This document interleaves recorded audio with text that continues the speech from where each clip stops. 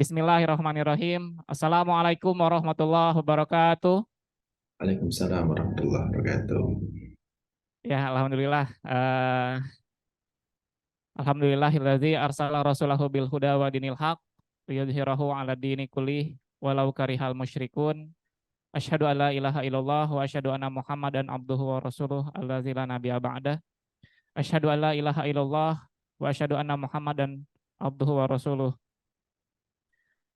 Alhamdulillah, puji dan syukur kita senantiasa haturkan kehadirat Allah Subhanahu wa taala ya, yang senantiasa memberikan kita semua kenikmatan, nikmat yang kita rasakan maupun yang tidak kita rasakan ya, sehingga pada kesempatan hari ini kita diberikan kesehatan terutama dan juga keluangan waktu ya untuk bisa melaksanakan kajian kembali, dan kita bisa melaksanakan pertama kali kajian secara online dan secara offline ya, secara pertemuan secara langsung. Mudah-mudahan ke depan kita bisa laksanakan ini secara rutin gitu ya, pertemuan secara langsung untuk meningkatkan silaturahmi kita. Salawat dan salam semoga tercurah limpah kepada Nabi besar Muhammad Shallallahu Alaihi Wasallam, kepada para keluarga, sahabat, dan mudah-mudahan sampai kepada kita semua selaku umatnya.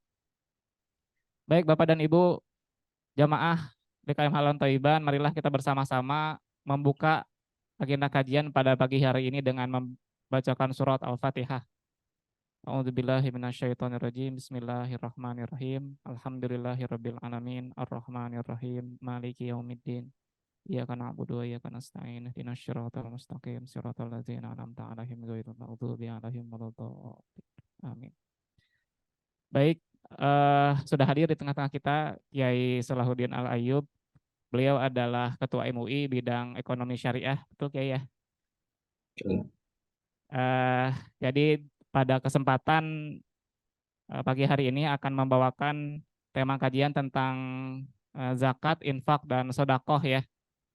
Ini tema yang sangat penting ya, terutama bagaimana amalan-amalan kita di dalam bulan Ramadan ini dilipat gandakan pahalanya gitu ya, sehingga amalan termasuk salah satunya adalah sedekah, infak, dan zakat ini penting kita amalkan ya. Untuk mengetahui ilmunya, marilah kita bersama-sama mendengarkan pemaparan kajian dari Kiai Salahuddin. Untuk waktu dan tempat saya persilakan Kiai. Terima kasih. Assalamualaikum warahmatullahi wabarakatuh. Waalaikumsalam warahmatullahi wabarakatuh. Bismillahirrahmanirrahim. Alhamdulillahi rabbil alamin. Wa bihi nasta'inu ala umurid dunya waddin. Assalatu wassalamu ala ashrafil anbiya wal mursalin. Sayyidina wa maulana Muhammadin. Wa ala alihi wa ashabihi. Wa man tabi'ahum bi ihsanin ila yaumiddin. Rabbana la ilma lana illa ma 'allamtana innaka antal alimul hakim. Rabbi shrah li sadri wa yassir li amri wahlul 'uqdatam min lisani yafqahu qawli. Amma ba'du, yang saya hormati, saya muliakan saudara sekalian, bapak-bapak, ibu-ibu yang tidak bisa saya sebutkan satu persatu. Alhamdulillah wa syukurillah, hari ini kita masih dalam keadaan sehat walafiat. Kita masih diberikan keimanan, keislaman oleh Allah Subhanahu wa taala. Kita saat ini berada di hari keberapa ini? Ke-9 ya. 9 di bulan Ramadan. Alhamdulillah wa syukurillah. Saya yakin dengan hari ke-9 ini insya Allah kita malah tambah sehat.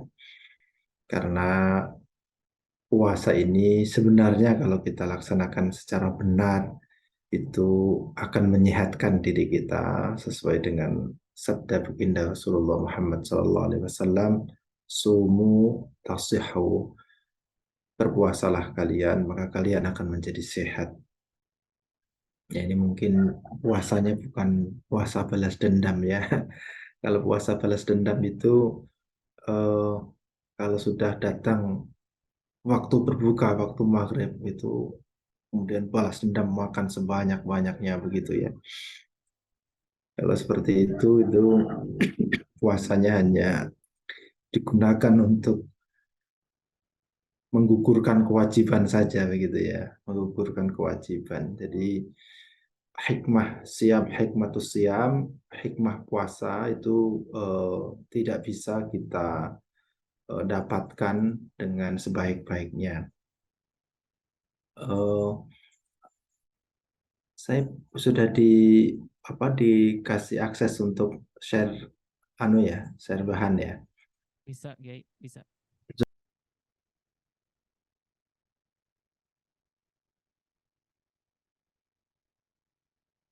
Izin saya share dulu bahannya.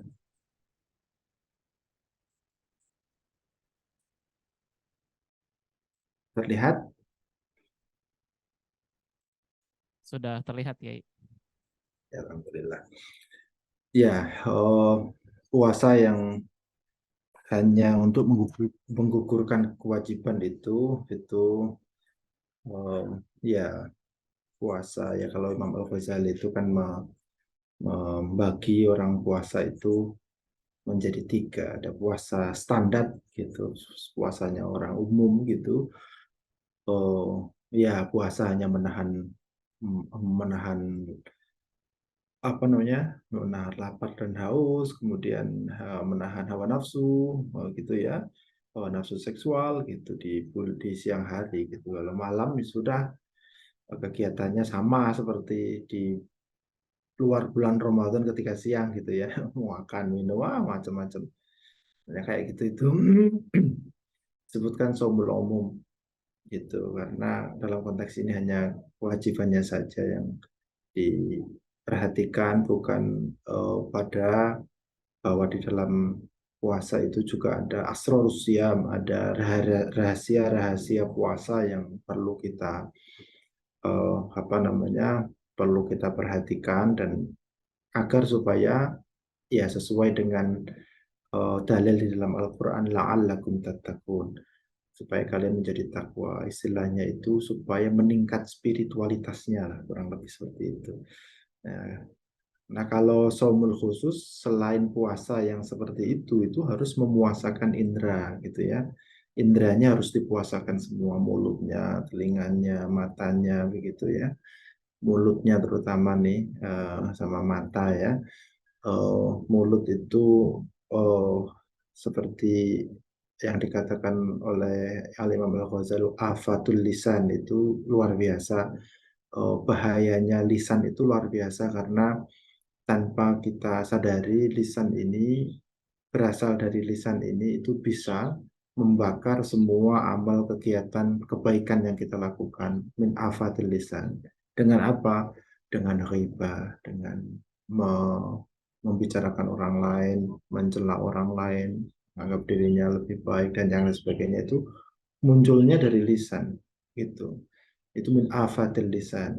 Itu seperti digambarkan oleh hadis Rasul, itu seperti api gitu ya, bara api yang membakar kayu-kayu yang sangat kering, sehingga sangat mudah sekali begitu. Nah, dalam konteks kita saat ini, lisan itu bukan hanya lisan bimakna al-zahiri, dengan arti tekstual lisan yang muncul dari ucapan kita, bukan. Karena yang muncul di dalam ucapan kita itu bisa jadi adalah kegiatan afatul lisan fil hayawiyah al-yaumiyah, yaitu bahaya-bahaya lisan di dalam dunia nyata gitu. Yang sering kita tidak pahami dan kita tidak perhatikan itu adalah afatul lisan bimakna al-majazi, yaitu bahaya lisan dengan arti yang metafora. Majaz. Lisan majaz itu adalah lisan ketika kita berkomunikasi melalui media sosial. Media sosial itu juga bagian dari lisan kita ketika kita berkomunikasi dengan orang lain di media sosial, di dunia maya. Itu pada prinsipnya itu hukumnya adalah sama dengan hukum kita menggunakan lisan ketika kita di dunia nyata. Sehingga ketika aktivitas-aktivitas yang sudah masuk pada kategori riba, kategori namimah tanpa kita sadari, itu sudah masuk kita itu pada afatul lisan, bahaya lisan ketika kita apa namanya, di dunia media sosial gitu. Oleh karena itu hati-hati sekali, jempol kita ini adalah pengganti lisan kita di dunia nyata gitu. Jempol kita saat ini itu adalah lisanuna fi apa namanya lisan kita di dunia maya gitu. Al-kitabatu kal khitab. Yang namanya apa yang kita tulis, hukumnya itu sama dengan apa yang kita ucapkan. Nah, di dalam Ramadan kali ini itu menjadi sangat relevan sekali untuk kita puasakan itu lisan kita, termasuk jempol kita gitu ya. Jangan dituruti karena yang namanya puasa itu kadang banyak waktu gitu, kemudian justru banyak waktu ini tidak dipakai zikrullah, qiraatul Quran, i'tikaf gitu ya, tapi dipakai untuk apa namanya aktif di sosial media. Nah itu kadang kita tanpa menyadarinya itu kita apa tidak memuasakan mata kita, lisan kita. Nah puasa yang khusus itu adalah selain puasa yang umum tadi itu harus menambah satu lagi yaitu memuasakan indera dan anggota tubuh itu. Dan yang terakhir adalah puasa yang istimewa. Puasa istimewa ini sangat berat karena memang uh, yaitu menahan hatinya itu apa namanya ditahan, dijaga dari selain Allah. Yang di hatinya itu hanya ada Allah Subhanahu wa taala. Sepanjang siang hari di bulan Ramadan, sepanjang puasa. Orang kita sholat aja Allahu Akbar gitu, baca apa, kemudian kita hati kita udah ingat yang lain gitu, apalagi sepanjang hari gitu. Makanya puasa istimewa itu Imam Ghazali mengatakan itu bukan puasanya orang-orang umum, itu adalah puasanya al-anbiya wal mursalin. Sedetik saja, 2 detik saja hatinya itu keluar dari ingat Allah, zikrullah, maka dia dianggap batal puasanya. Begitu. Saumul umum tadi, saumul khusus tadi itu juga demikian. Kalau dia itu melakukan perbuatan-perbuatan di dalam indera yang inderanya dia itu tidak melaksanakan, tidak dipuasakan, kemudian membawa apa namanya kemaksiatan, maka puasanya batal menurut saumul khusus tadi, begitu ya, puasa indera itu tadi. Nah, tapi itu yang diharapkan supaya kita itu tarqiyatul iman, kita bisa melompat imannya, kita bisa meningkatkan iman kita. So kalau hanya puasa dalam kategori standar, yaitu itu tadi hanya untuk menggugurkan puasa, dari sisi spiritualitasnya tidak sampai gitu ya. Makanya itu yang disampaikan oleh Rasulullah, kam min shaimin laisa min siyamihi illal ju' wal 'atas. Banyak sekali orang-orang muslim itu yang berpuasa hanya mendapatkan haus dan dahaga, hanya mendapatkan lapar dan dahaga. Artinya puasanya sah, tapi hanya apa namanya dahaga dan lapar saja yang didapat oleh dia, tidak sampai pada aspek spiritualitasnya. La'allakum tattaqunya itu nggak nyampe gitu. Nah itu karena dia itu lebih berpaku pada puasa standar yang hanya apa namanya menggugurkan kewajiban saja. Nah ini sebagai pembuka, dan Bapak Ibu sekalian, kita sekarang ada di bulan Ramadan. Bulan Ramadan ini adalah Syahrul Ar-Rahmah wal Maghfirah, bulan kasih sayang dan bulan ampunan Allah. Syahrul Ramadan awaluhu rahmah wa awsatuhu maghfirah wa akhiruhu atqun minan nar. Bulan Ramadan awalnya adalah rahmat, belas kasih Allah, pertengahannya adalah maghfirah, ampunan Allah, dan akhiratnya adalah etkun minan nar, pahalanya besar sekali sebagaimana kita apa namanya membebaskan diri kita dari api neraka. Banyak hadis yang menunjukkan keutamaan bulan Ramadan ini.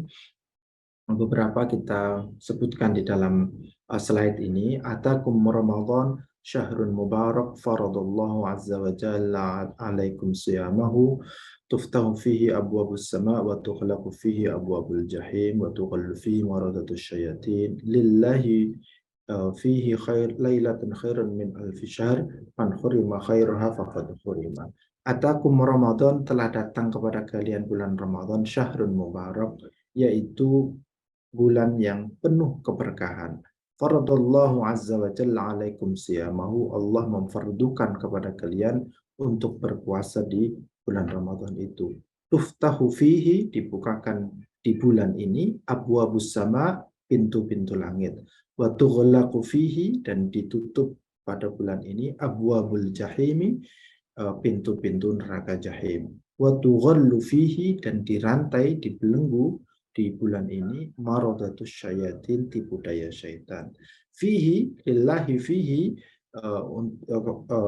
apa namanya, wa fi riwayatin, di riwayat yang lain tidak ada lillahi. Fihi, di dalam bulan ini, lailatun, ada sebuah malam, khairun min alfi syahr, yang lebih bagus dari 1000 bulan.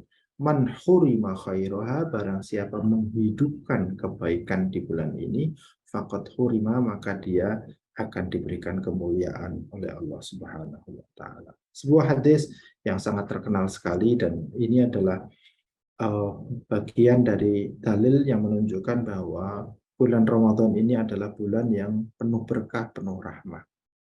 Nah, dalam konteks kita saat ini, yaitu kita membahas terkait dengan masalah ziz, bahwa sedekah atau as-sadaqat, ya, innamas sadaqatu lil fuqara, sebenarnya sedekah itu di dalam ayat Al-Qur'an itu bisa bermakna sedekah itu sendiri, yaitu ikhrajuz zakat al-mutatawwi, yaitu mengeluarkan ikhrajul mal al-mutatawwi, yaitu mengeluarkan harta dengan harapan pahala, yaitu kesunahan gitu. Tapi juga sedekah pengertian juga dengan zakat. Ada beberapa ayat yang konotasinya itu, tafsirnya adalah zakat, sebagaimana innamas shadaqatu lil fuqara wal masakin ila akhir ayat. Sebenarnya zakat, shadaqat di sini bermakna zakat, artinya adalah zakat.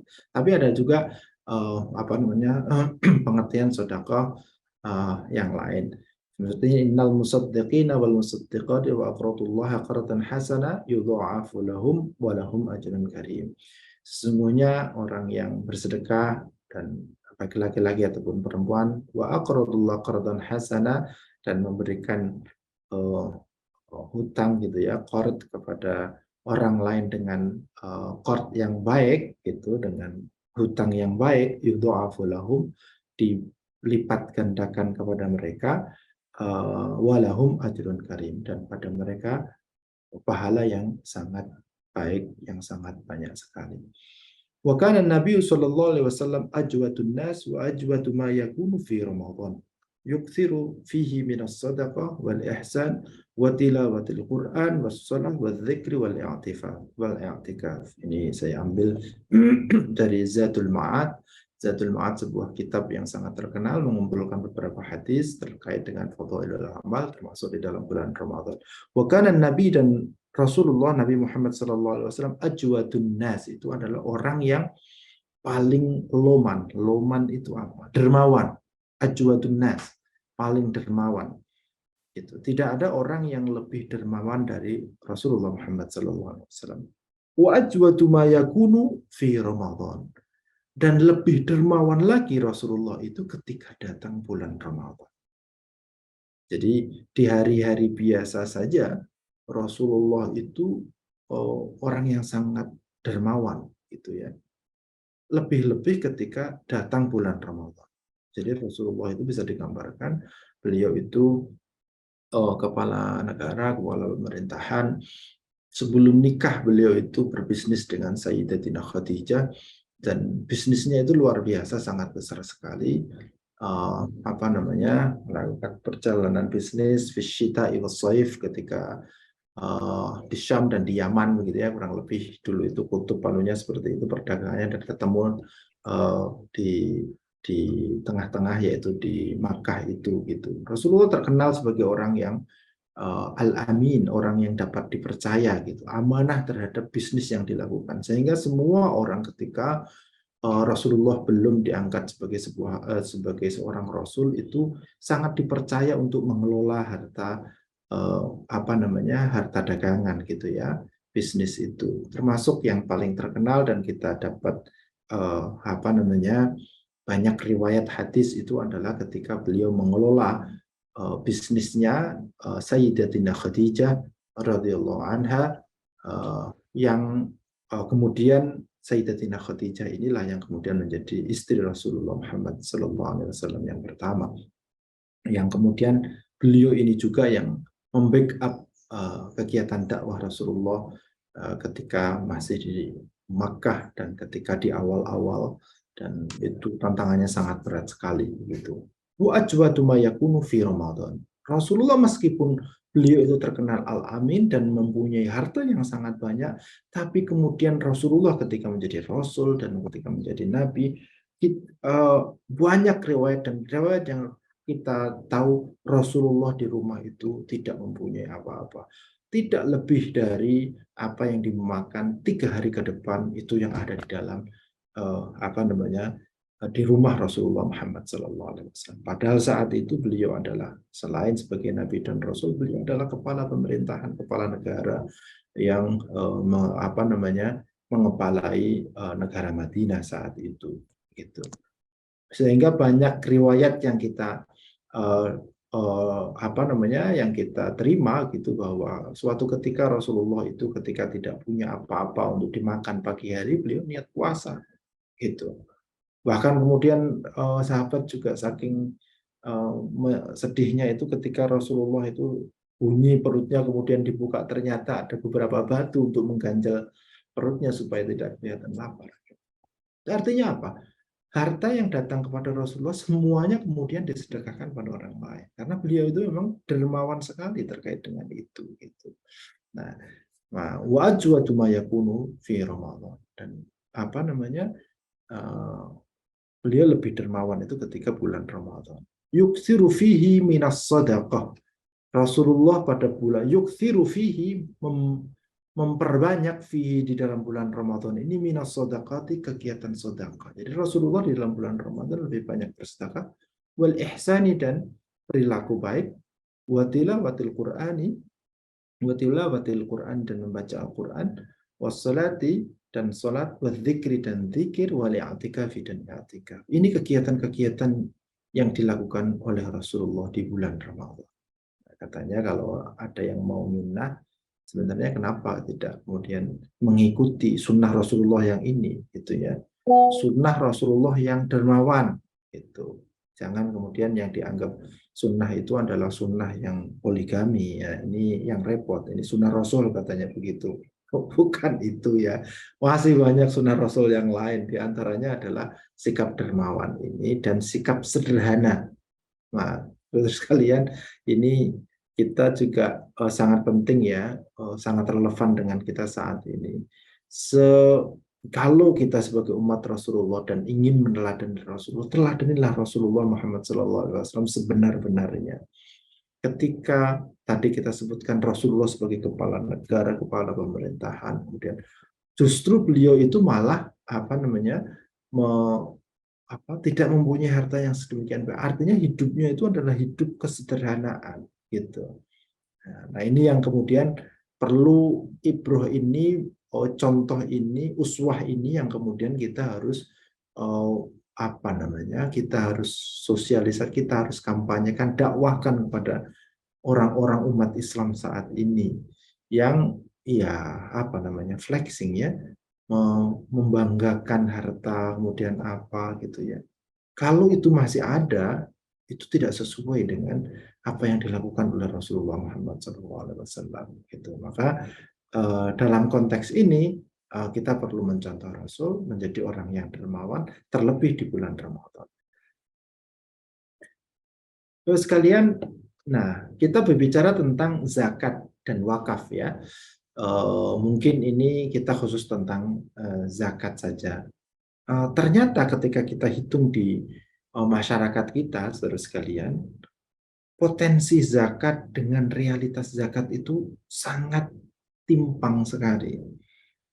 Terjadi gap yang sedemikian kuat. Potensi zakat di Indonesia itu, Basnas 2019 melakukan penelitian, itu ada sekitar 130 triliun sampai 190 triliun per tahun, begitu per tahun. Dan apa namanya, yang didapat itu masih sedikit sekali, sedikit sekali. Masih belum ada 10%-nya, jauh masih jauh sekali. Nah, bisa jadi kemungkinannya ada beberapa hal.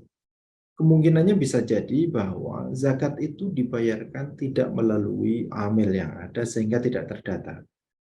Nanti kita bahas apakah itu sah atau tidak.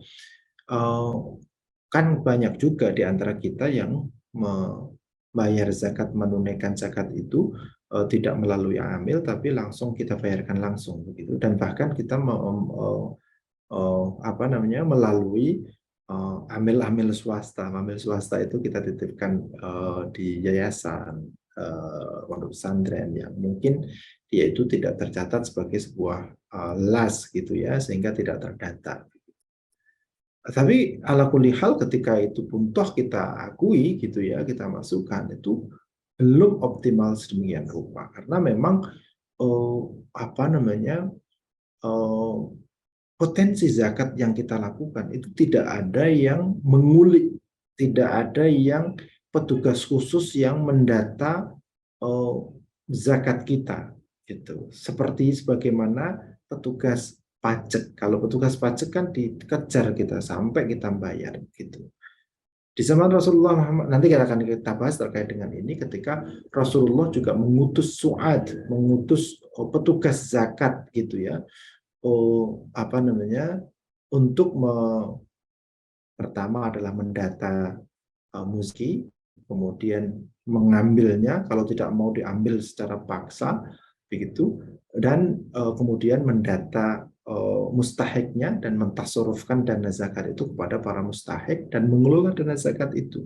Itu adalah pekerjaan su'ad, pemungut zakat yang saat ini kita sebut sebagai amil gitu ya, yang di dalam Al-Quran sebagai amilin, itu orang yang mengelola zakat itu sendiri.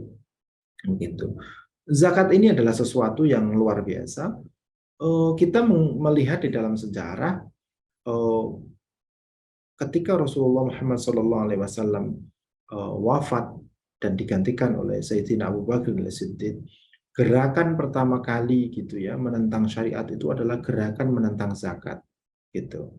Gerakan menentang zakat, tidak mau membayar zakat. Nah, itulah kemudian akhirnya Sayyidina Abu Bakar mengirim para utusan, para prajurit untuk menertibkan itu sampai terjadi perang gitu. Dan akhirnya kemudian banyak di antara sahabat Rasul itu yang diutus, yang menjadi prajurit Islam itu banyak yang gugur gitulah. Nah, kebetulan mereka itu banyak yang gugur itu adalah orang-orang yang hafidz Quran gitu. Nah, ini sejarah pencatatan Al-Quran menjadi sebuah mushaf itu ya. Itu diawali dari itu. Karena gugur banyak, nanti mushafnya belum, Qurannya belum tertulis di dalam sebuah mushaf seperti bagaimana yang kita pahami, maka kemudian Sayyidina Umar radhiyallahu an memberikan nasihat memberikan masukan, saran kepada Khalifatul Rasulullah saat itu, yaitu Abu Bakar As-Siddiq, untuk melakukan proyek pembukuan Al-Quran menjadi sebuah mushaf. Ya, itu nanti kita bahas terkait dengan sejarah pencatatan Al-Quran ya. Itu diawali dari situ tuh, diawali adanya pembangkangan membayar zakat gitu. Dan kemudian dipaksa oleh Sayyidina Abu Bakar dengan mengirimkan tentaranya, dan di situ banyak tentaranya yang gugur gitu. Di antara yang banyak tentara yang gugur itu adalah hafidhul Quran, hamilul Quran, orang yang hafidh Al-Quran, yang kemudian menginisiasi Sayyidina Abu Bakar, Sayyidina Umar untuk melakukan proyek pembukuan Al-Quran dalam sebuah mushaf. Nah, potensinya memang sangat besar, tapi realitanya menjadi sangat jauh sekali. Nah, Bapak sekalian, kalau kita lihat jenis zakat itu ada zakat mal dan ada zakatun nafsi atau zakat fitrah. Kalau zakat fitrah itu kan memang zakat yang dikeluarkan ketika di bulan Ramadan, akhir bulan Ramadan ya. Karena ini bagian dari penyempurnaan ibadah puasa di bulan Ramadan gitu. Oleh karena itu orang yang tidak mendapati maghrib di akhir bulan Ramadan maka dia tidak wajib zakat fitrah gitu. Misalnya orang sudah eh, melakukan puasa kemudian ternyata meninggal 29 Ramadan misalnya ya. Nah, atau tanggal 30 Ramadan besok Lebaran kemudian siang hari meninggal. Dalam konteks itu dia tidak wajib zakat fitrah. Karena kewajiban zakat fitrah itu muncul ketika di maghrib di akhir bulan Ramadan itu begitu. Dan oleh karenanya afdoliyah pembayaran zakat fitrah itu dilakukan yaitu setelah huruf ya, setelah huruf yaitu di malam takbiran dan sebelum pagi hari sebelum sholat Id, yaitu afdoliyahnya di situ gitu ya. Tapi boleh karena kalau dibayar di situ semuanya itu panitia zakat fitrah itu nggak bisa bagi gitu ya, susah karena repot udah mau lebaran semua. Makanya kemudian mengambil pendapat yang membolehkan ta'jilu az-zakah, yaitu menyegerakan zakat fitrah dibayar di muka, yaitu ketika di Ramadan awal-awal begitu. Selagi masuk bulan Ramadan sudah bisa mengumpulkan zakat fitrah dan kewajibannya sudah sah. Kalau misalnya ternyata nanti umur tidak sampai di akhir Ramadan, maka konteksnya zakat tersebut menjadi sedekahnya orang yang mengeluarkan itu. Tapi kalau misalnya umurnya sampai di Lebaran, maka apa yang dibayarkan tersebut itu menjadi zakat, yaitu zakatul fitri atau disebut juga zakatul nafsi. Yang kedua adalah zakat mal, zakat harta. Ini macam-macam Bapak sekalian. Ada binatang ternak, ada makdan itu urudut tijarah. Urudut tijarah itu adalah perniagaan gitu ya, bisnis. Kemudian ada zuru, tanaman. Kemudian ada mawashi itu binatang ternak gitu. Kemudian ada mak dan emas perak gitu, ada rikas ya, kemudian ada tambang dan yang lain sebagainya gitu. Dan yang paling relevan dengan saat ini adalah zakat profesi. Meskipun di zaman Rasulullah Muhammad SAW profesi itu tidak dizakati, tidak ada zakatnya, tidak disebutkan ada zakatnya, akan tetapi berdasarkan keumuman ayat bahwa semua pendapatan yang kita dapatkan yang halal itu wajib dizakati menggunakan kaidah qiyas yang kita gunakan. Meskipun tidak mansus di dalam Al-Quran dan hadis zakat profesi ini ada, akan tetapi ini adalah bagian yang diistihadkan oleh para ulama bahwa itu adalah seperti dikiaskan pada zakat urudut tijarah atau zakat emas itu sendiri gitu ya. Nisabnya pakai seperti apa?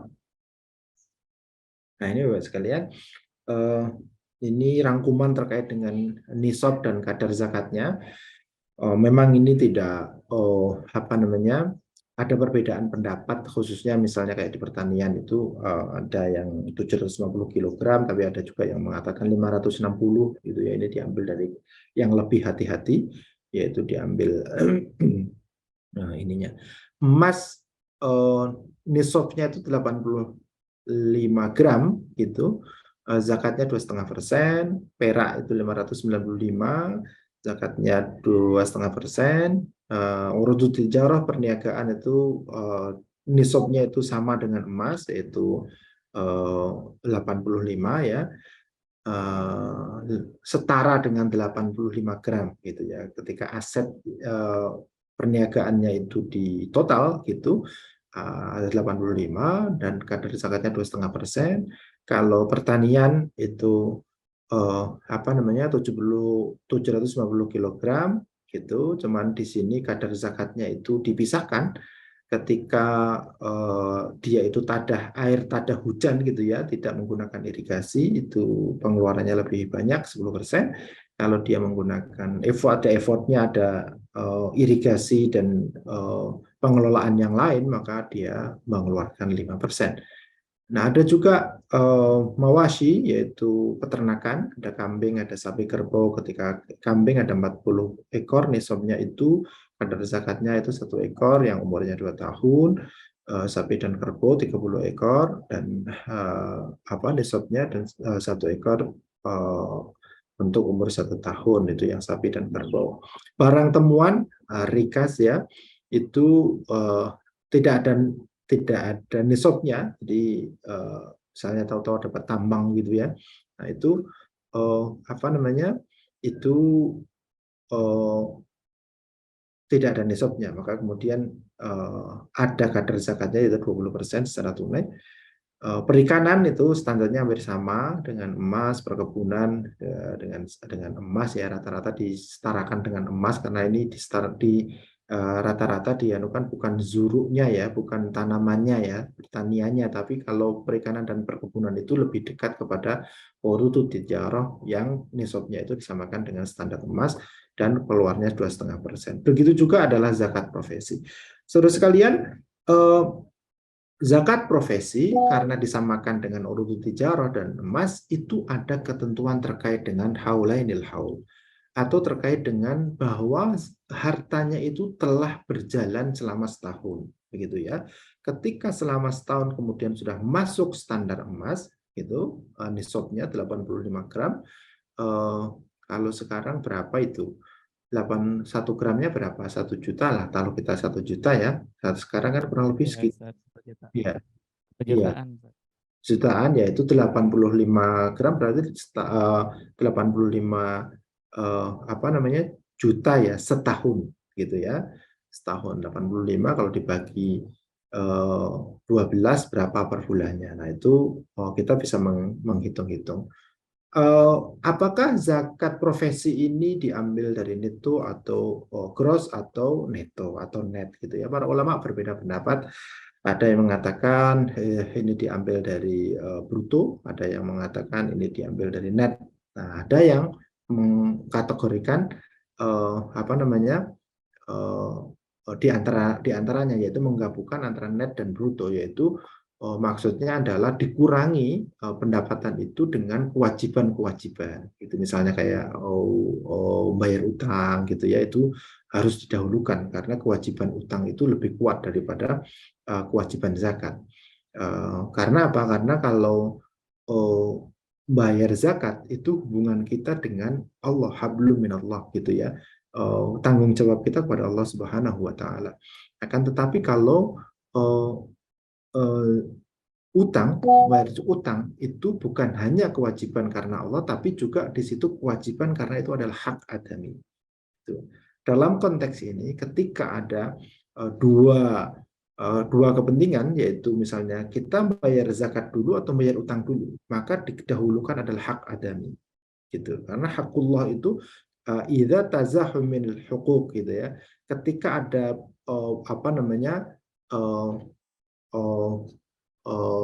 kontradiksi ya, bukan kontradiksi ya, pilihan-pilihan untuk mendahulukan itu tadi, maka yang didahulukan adalah hak adami.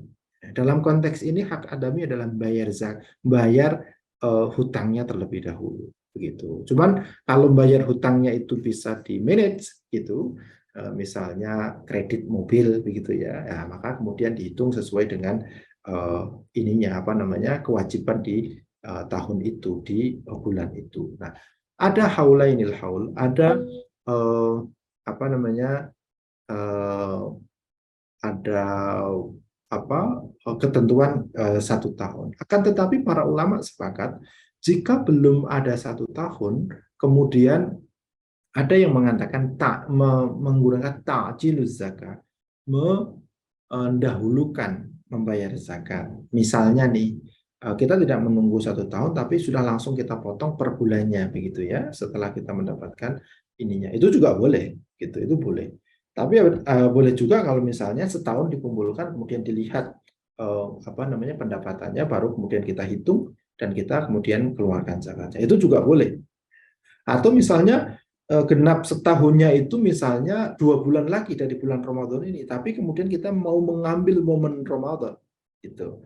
Karena di bulan Ramadan ini pahalanya berbeda tentu saja gitu. Karena pelaksanaan ibadah terkait dengan waktu-waktu tertentu itu diutamakan juga gitu. Misalnya kayak berdoa. Doa ini disyariatkan oleh Allah dan itu merupakan bagian dari ibadah. Doa mukhul ibadah, yang namanya doa itu adalah inti daripada ibadah. Tapi ada waktu-waktu tertentu yang dianjurkan untuk berdoa. Ya, ketika kita sahur, ketika thulutsayil lail gitu ya, ketika khotib duduk di antara dua khutbah, itu kan waktu-waktu khusus yang kita itu dianjurkan dan di situ ada istijabah gitu. Artinya waktu itu memang terkait erat dengan apa namanya pahala dan dengan kebaikan sebuah ibadah. Gitu. Sebuah ibadah dilakukan di hari di waktu yang lain itu nilainya berbeda kalau kita lakukan di waktu-waktu tertentu itu. Begitu juga dalam hal sedekah, sodako. Sodako ataupun zakat dikeluarkan itu bisa dilakukan di semua bulan di semua hari di sepanjang tahun gitu. Tapi ketika dilakukan di bulan Ramadan, pahalanya akan sangat lebih banyak sekali. Nah, misalnya kewajiban untuk membayar zakat itu haulnya itu adalah 2 bulan lagi. Nah, kemudian kita sekarang membayar terlebih dahulu, itu dibolehkan. Itu bagus juga kalau misalnya cara pembayarannya itu memang dipaskan di bulan Ramadan, perhitungannya gitu ya, nisabnya dipaskan di bulan Ramadan, itu juga dibolehkan dan itu menjadi sangat baik sekali. Nah, ini beberapa keterangan terkait dengan nisab hartanya. Nah, ini faktor penting pengelolaan ZIS ya, saya kira ini tidak saya ulas lebih lanjut. Nah, permasalahan pengelolaan ZIS itu apa saja? Ini ada di ini karena memang ini slide saya untuk apa namanya manajemen pengelolaan zakat. Saya akan. Nah, peran pemerintah, saudara sekalian ya.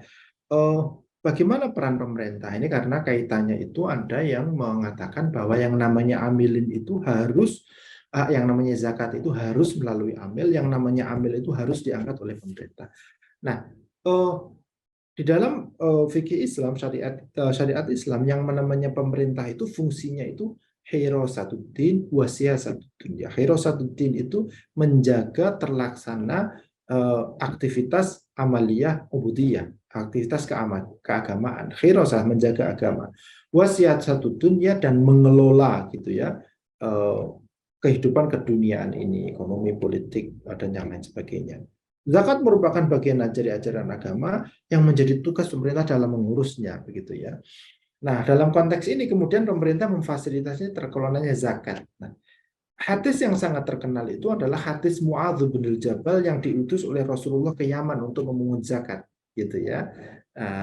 Kemudian tapi hadis itu justru yang kemudian kita gunakan sebagai hadis istihad, gitu ya. Dan ditanya oleh Rasulullah, ya Mu'adz, ketika kamu nanti di Yaman gitu ada permasalahan baru yang ditanyakan kepada kamu, bagaimana kamu jawab? Gitu. Saya akan menjawab berdasarkan apa yang ada di dalam Al-Quran.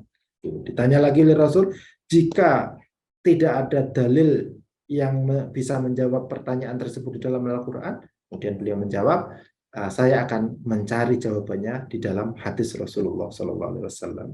Ditanya lagi oleh Rasulullah, jika tidak ada di dalam al-hadis juga, hadis Rasulullah, apa yang kamu lakukan?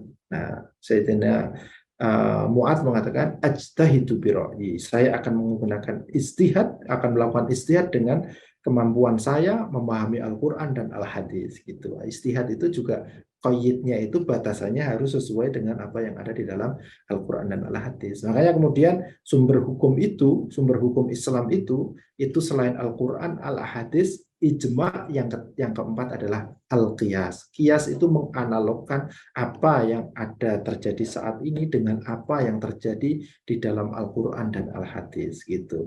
Ada wajah syabah, ada kesamaan antara apa yang ada sekarang dengan apa yang ada di dalam hadis. Proses yang namanya istihad, begitu ininya. Di antaranya adalah menggunakan istihad. Nah, itu adalah peran pemerintah saat ini. Rasulullah ketika mengutus Sayyidina Mu'adz itu adalah sebagai kepala negara gitu saat itu. Nah, oleh karena itu ada yang mengatakan apa namanya, pemerintah itu mempunyai posisi penting dalam pengelolaan zakat dan zakat dan infak sedekah. Nah, menurut para ulama, ulama Syafi'iyah, ulama Malikiyah gitu ya, wajib bagi pemerintah mengirim petugas memungut zakat, ya, yang khudz min amwalihim shadaqatan tutahhiruhum wa tuzakkihim biha. Khudz kalimatnya adalah perintah, yaitu ada daya paksa itu. Nah, tentu untuk saat ini belum terjadi yang ini. Fa'atha Umar bin Khattab radhiyallahu anhu Aliyu al-Sadaqah. Rasulullah juga mengutus pemungut zakat. Istamala Ibnu Al-Lubainah ala as-Sadaqah. Hadis-hadis yang menunjukkan bahwa Rasulullah juga mengutus sahabat lain selain sahabat Mu'adz untuk memungut sedekah atau memungut zakat itu gitu. Nah, ini juga dalil-dalil bahwa berapa menit lagi nih? 15 menit lagi, Ustaz. Ya. Qala ashabuna yajibu 'ala al-imam ba'thu as-su'ati li akhdhi as-sadaqat. Ini di kitab Al-Majmu' Syarh Al-Muhadzab. Apa namanya, di dalam mazhab Syafi'i, ashabuna itu kalau disebutkan di dalam fikih Syafi'i itu maksudnya adalah apa namanya, pendapat-pendapat para ulama di dalam mazhab Syafi'i. Yajibu 'alal imami, wajib bagi ulil amri, bagi pemimpin, bagi pemerintah, ba'thus su'ati, mengirimkan pemungut zakat li akhdis shadaqat, untuk apa namanya, memungut zakat dan sedekah. وهذا لأن ظاهر قوله تعالى خذ من أموالهم صدقة يثبت للإمام حق الأخذ من كل مال. Kenapa demikian? Karena zahir ayat khudz, ambillah min amwalihim, dari harta-harta mereka, sodakotan, zakatnya, yusbitu lil imani, menetapkan kepada imam, itu kepada pemerintah, haqqal akhdi, yaitu kewenangan untuk mengambil secara paksa, min kulli malin, dari setiap harta tersebut. Wa kadzalika Rasulullah sallallahu alaihi wasallam wal khalifatani ba'dahu. Demikian juga ini yang dilakukan oleh Rasulullah dan dua khalifah, yaitu sahabat Abu Bakar dan Umar, apa namanya, setelah Rasulullah. Kanu ya'khuduna ila an fawwada Utsman radhiyallahu fi khilafi ada zakat al amwal batinah illa mulaki li maslahatin. Sehingga kemudian di zaman Sayyidina Utsman kemudian ada zakat itu dibagi. Ada zakat batinah dan zakat dhahirah. Harta zakat bawatin dan dhahirah. Dhahirah itu adalah harta zakat yang nampak, tidak bisa disembunyikan gitu. Sedangkan harta bawatin itu adalah zakat yang bisa disembunyikan. Nah, misalnya yang tidak bisa disembunyikan itu adalah zuru, itu semua orang tahu. Petugas zakat bisa ngitung, langsung mengaudit gitu. Tapi kalau misalnya zakat yang tidak bisa dihitung, misalnya kayak emas, uang begitu, itu harus ada proses audit, itu zakat bawatin namanya. Nah, di dalam zakat apa namanya, fikih itu treatmentnya berbeda. Ini juga keterangannya sama terkait dengan apa namanya, hal itu.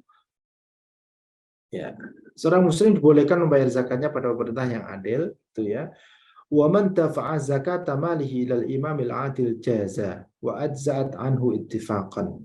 Dan siapapun orang membayar zakatnya kepada imam yang adil maka boleh, wa adzat ala anhu ittifaqan, dan itu sudah cukup baginya menurut ittifaqul ulama. Wal murad bil imam al adil huna man ya'khudhu zakah bi haqqiha wa yu'tiha li mustahiqiha.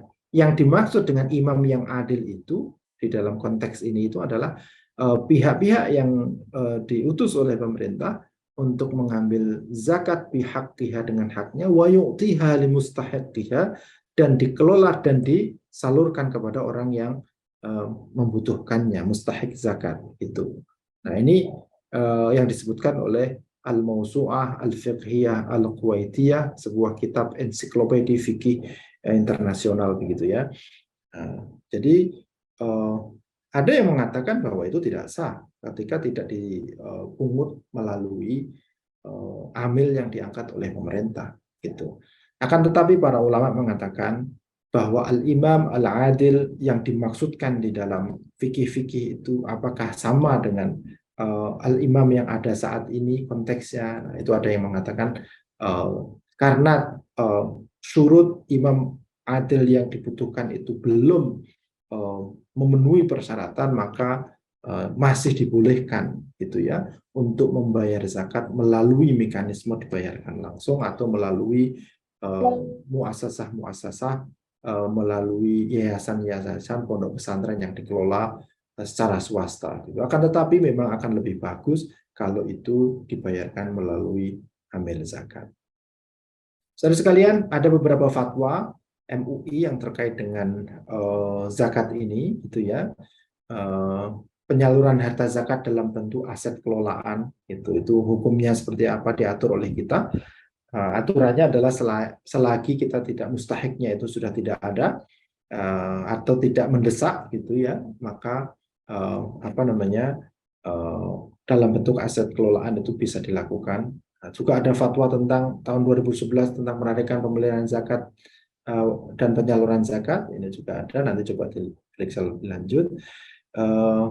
Zakat untuk kegiatan produktif dan kemaslahatan, ini juga sudah ada fatwanya.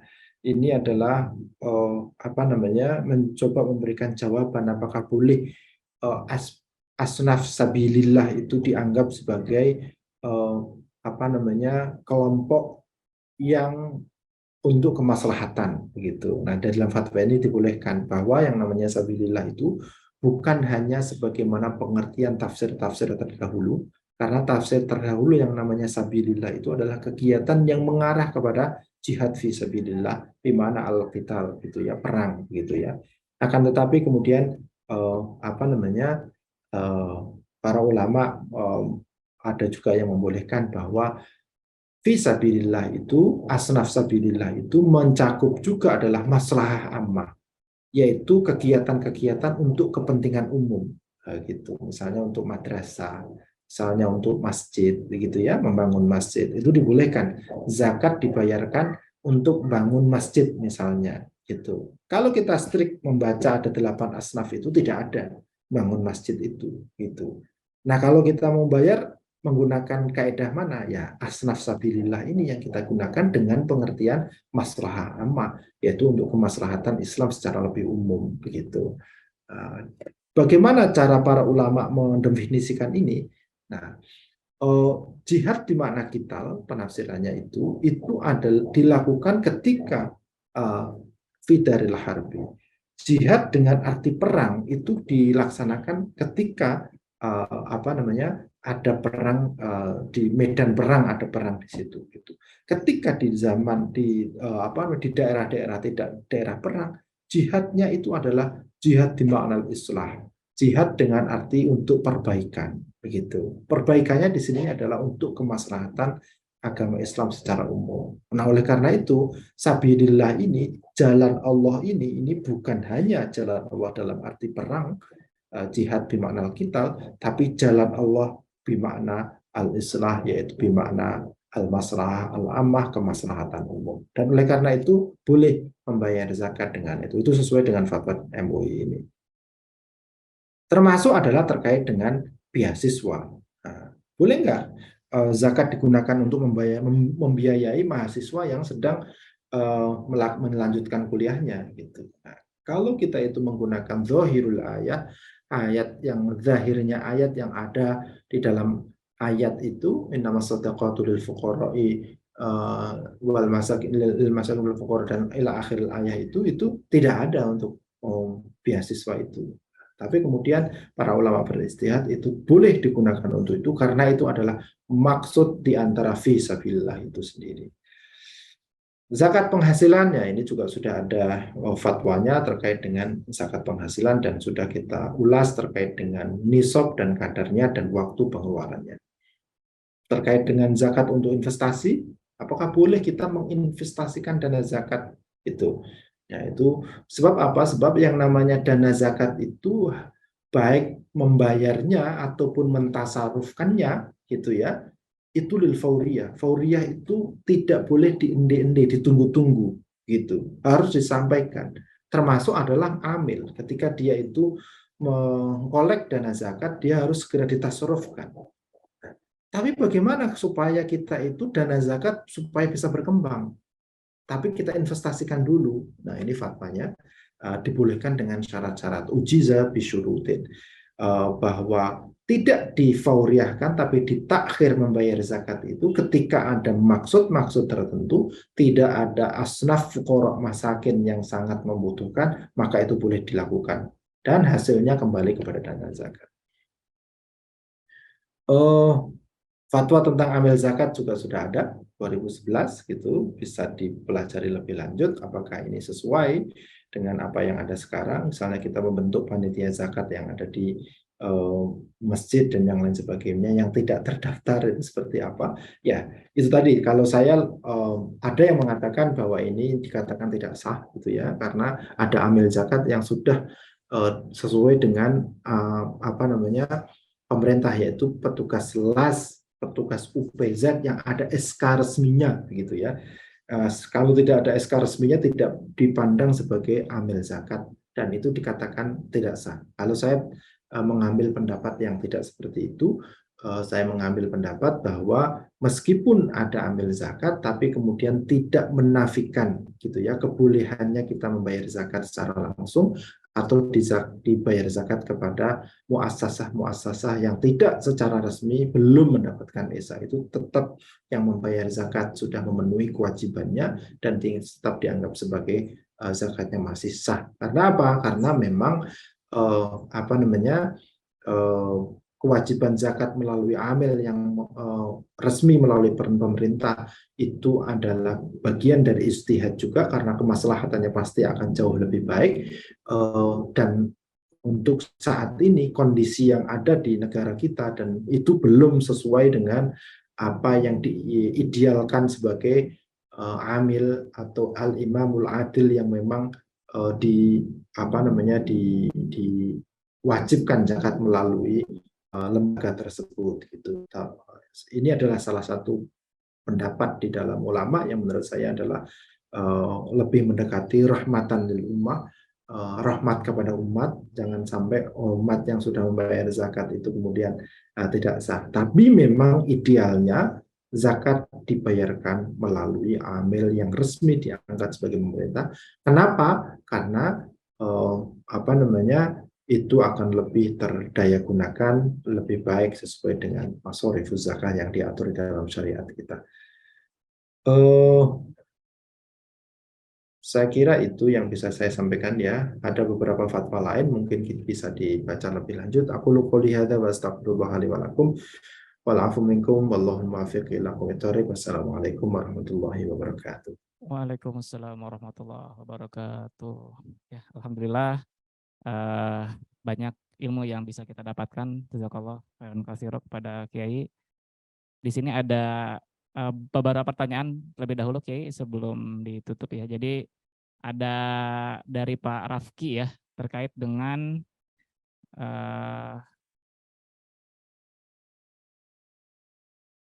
jika mungkin ya, jika sekarang kita berhutang cukup banyak untuk rumah dan kendaraan, apakah boleh menghitung nisab zakat dari total penghasilan dikurangi hutang cicilan karena ada pendapat yang memaksakan harus dihitung. Ini penghasilan kotor ya. Yang kedua, untuk zakat mal, jika emas tidak mencapai nisab, apakah disatukan dengan harta lain atau harus khusus emas saja? Itu dulu, Oke. Halo, ya. Ya, yang pertama adalah apakah kewajiban-kewajiban tersebut harus dikurangkan terlebih dahulu.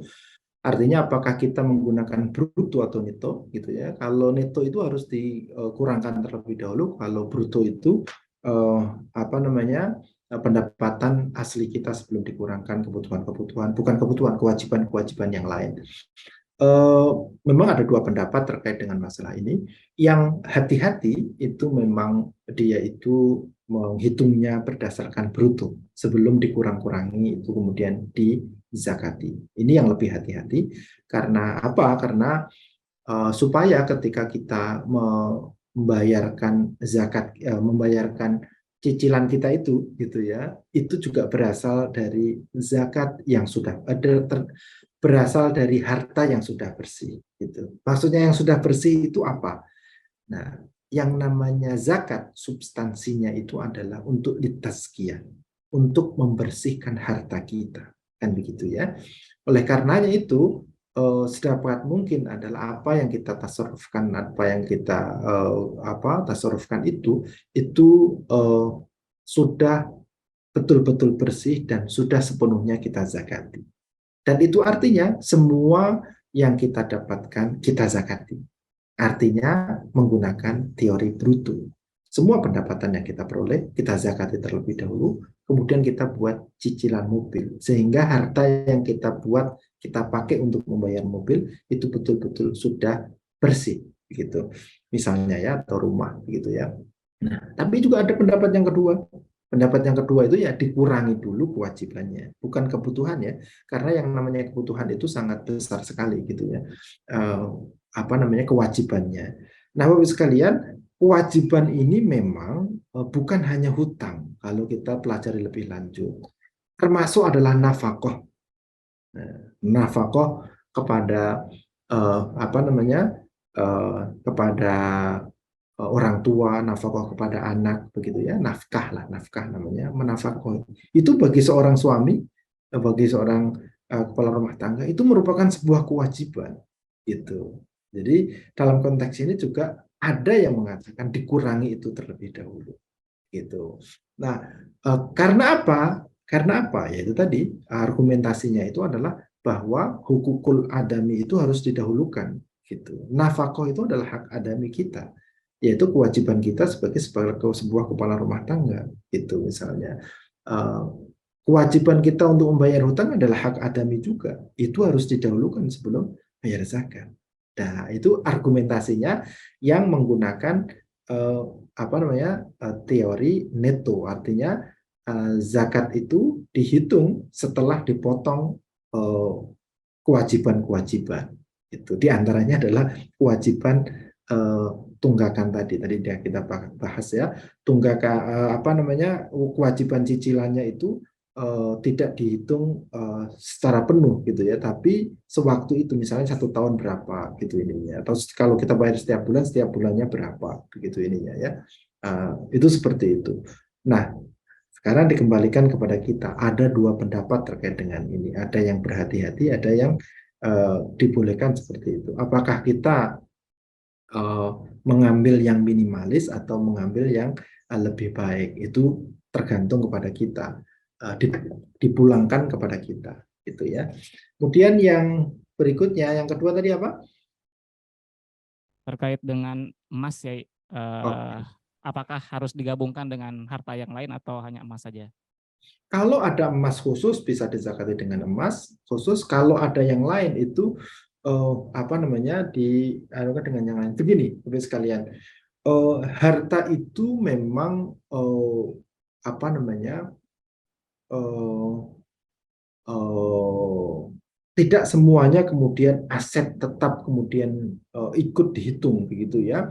Misalnya kayak rumah itu, kayak rumah tanah begitu ya, kemudian divaluasi kemudian dihitung, bukan seperti itu. Tapi adalah harta yang liquid, harta yang ada pada kita, yang misalnya kayak penghasilan lah ya, penghasilan kayak gitu. Sebab ketika kita melakukan apa namanya uh, uh, jual rumah atau apa begitu, nanti ada hitungannya sendiri gitu ya. Nah, ini adalah zakat yang harta yang liquid, yang kita dapatkan secara uh, monthly gitu, harian, yang kita dapatkan lah, yang kemudian kita hitung setahun apa namanya kita hitungnya berapa gitu. Contoh kecilnya itu adalah nilai tabungan. Kalau sekarang nilai tabungan dan deposito gitu.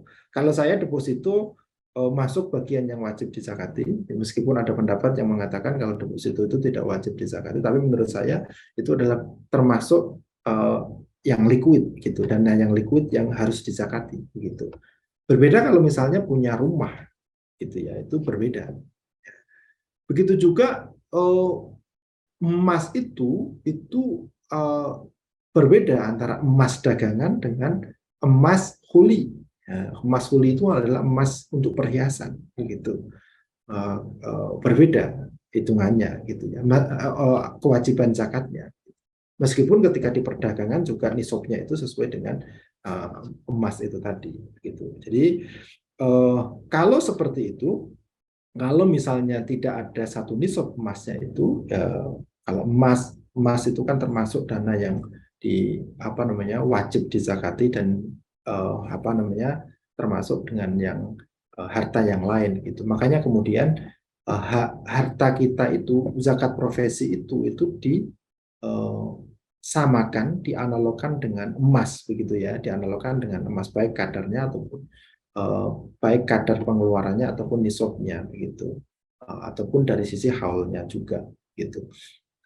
Kalau di Majelis Ulama Indonesia zakat penghasilan itu diikutkan penuh nisab apa namanya kiasnya kepada emas termasuk dalam konteks pembayarannya begitu ya. Tapi ada juga pendapat yang mengatakan dari sisi pembayarannya itu disamakan dengan zuru gitu. Zuru itu adalah ketika kita dapat kita mengeluarkan harus langsung mengeluarkan.